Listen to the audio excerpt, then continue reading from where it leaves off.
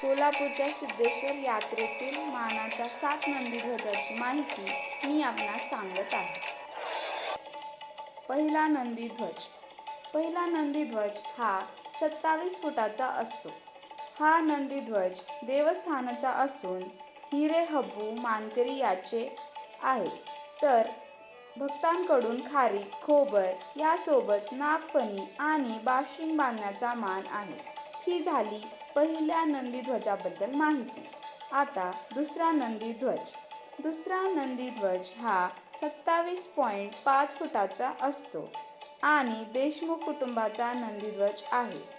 म्हणजेच दुसरा नंदीध्वजाचा मान देशमुख कुटुंबाकडे आहे. ही झाली दुसऱ्या नंदीध्वजाबद्दल माहिती.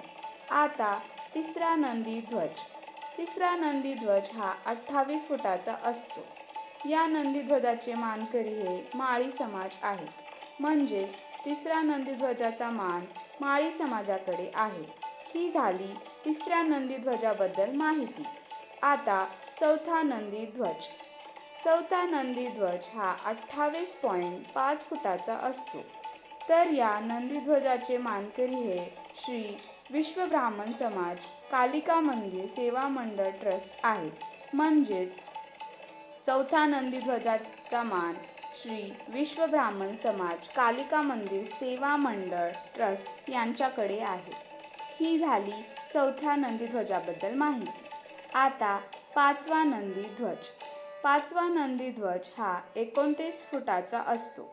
तर या नंदीध्वजाचे मानकरी सोनार समाज आहे.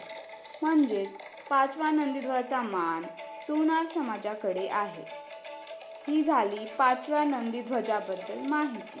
आता सहावा नंदीध्वज.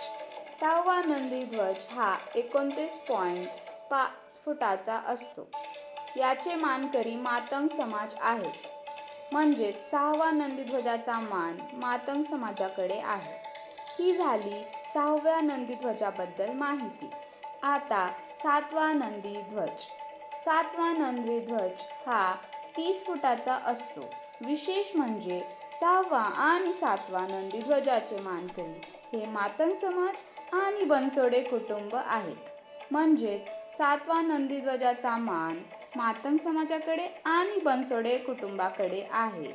ही झाली संपूर्ण नंदीध्वजाची माहिती.